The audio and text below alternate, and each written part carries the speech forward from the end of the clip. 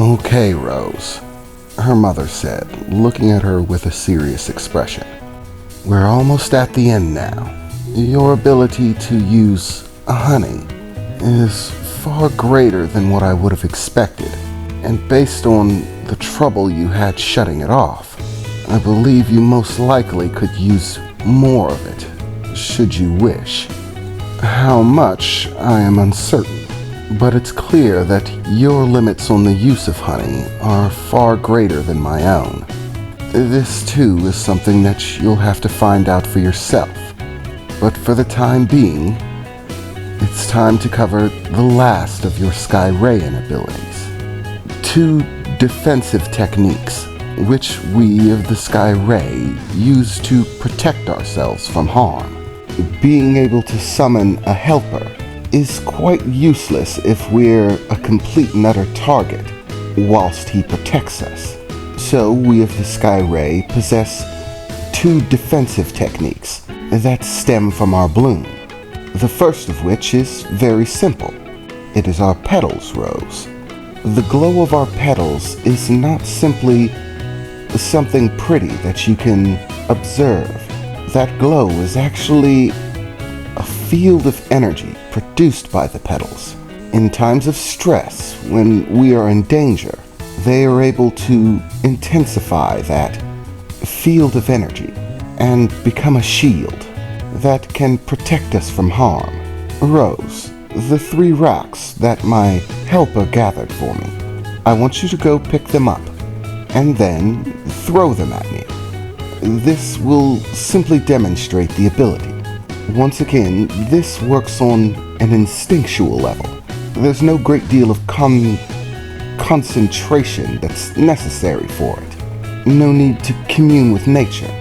Your petals are a part of you, and as such, just like your arms or legs, they will defend you in the same way that you'd use your arms and legs to defend you. They're simply much better at it. So pick up the stones and throw them at me. Okay, Rose said, leaving her placement in front of the large rose that had taken on this bestial form that she was still somewhat wary of, but it seemed to do as she said, so she did her best to ignore it for the time being. Okay, little friend, I want you to stay there. Even if I am attacked, you are to do nothing, Rose's mother said, looking at the small cat-like creature that she created from a flower, as it laid down in much the same way that the rose that Rose herself had commanded to stay laid down. She supposed it was simply the way they reacted when given an order to stand still and do nothing. Rose picked up the 3 small stones and turned to her mother. Are you sure about this, Mom? Rose said. Yes, Rose. I'll be fine. It's just a few stones, in order to demonstrate my point. Once you bloom, you'll have to be able to do this yourself, and it's easier to see how it can be done if you actually see it. So go ahead, throw the stones. Okay, Mom, Rose replied, as she pulled her arm back with one of the stones in her grasp, throwing it in her mother's direction, about 20 feet away, much like she would throw a baseball. As the stone hurtled in her mother's direction, one of her petals suddenly moved rapidly, swinging out from behind her and moving in front of her, forming a barrier in between the stone and her mother. There actually seemed to be somewhat of a spark when the stone hit, and a surge of yellow energy that seemed to emit from the source of the impact. The stone fell to the ground. Funny enough, Rose could almost see what seemed to be smoke rising from the stone, as if it had been burned. As you can see, anything impacting the petals, when they're in this heightened state of defense, will receive an unpleasant jolt of the energy produced by the petals. the denser the energy, the more adverse the reaction. So, continue throwing, Rose's mother said, still standing comfortably in her place, seeming to be unworried about getting hit by stones. But Rose did as her mother asked and grabbed the next stone, throwing it at her. This time, a different petal moved out of place, rapidly moving around her mother's form, this time batting away the stone heading in her direction, once again with another spark of bright yellow energy. And as you see there, her mother said, simply forming a barrier is only the first method of the use of the petals. By launching somewhat of a counterattack within short range, the petals can deflect incoming projectiles, batting them away, and meeting the same results. Now, Rose, this last one is, well, the most complete defense, offering the greatest amount of protection, but it also has the greatest backfall. This is used when an adversary is too powerful for the petals to simply form a small barricade that might protect us, or bat them away when an enemy is exceptionally dangerous, a predator that is too large and strong for us to frighten away with minor defense. We can choose to sacrifice any mobility in exchange for all-out self-protection. So, if you give me just a moment, once I'm done, throw the stone, her mother said, as her petals began to glow brighter and almost seemed to spread out more, as if they were getting larger.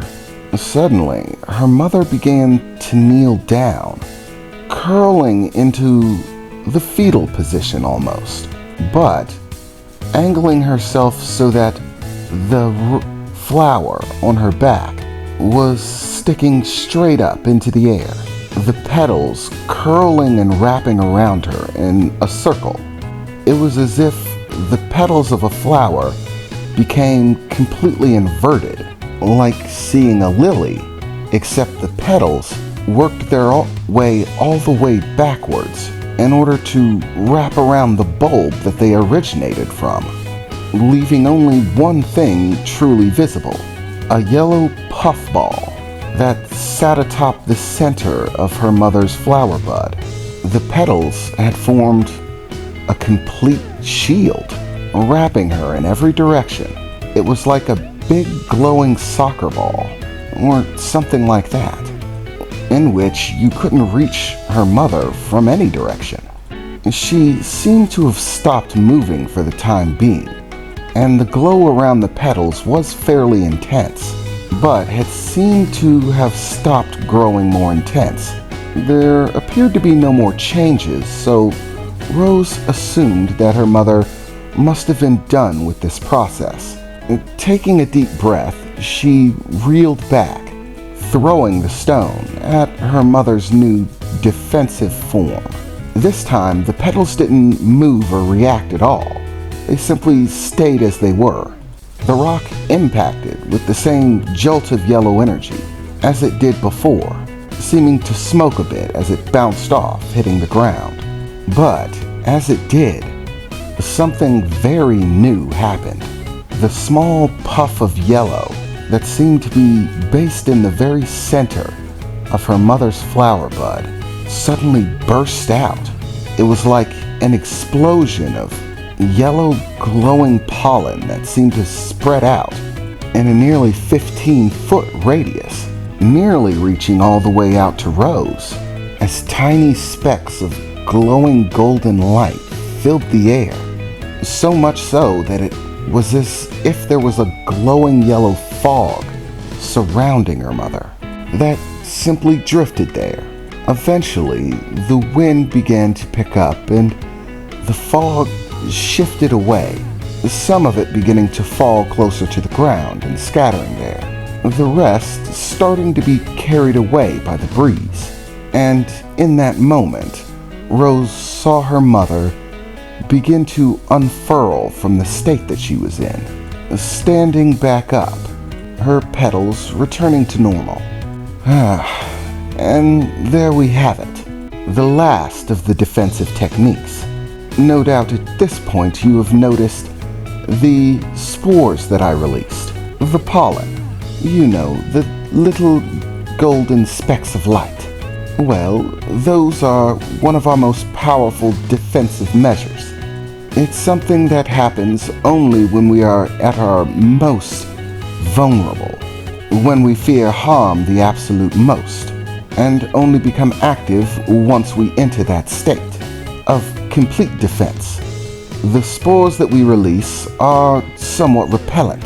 Any creature that is bothering with us and triggers the spores is hit with a sudden wave of confusion and disorientation. For a short time, usually somewhere around a minute or so, they become incapable of orientating themselves. It's somewhat like suddenly finding yourself completely inebriated.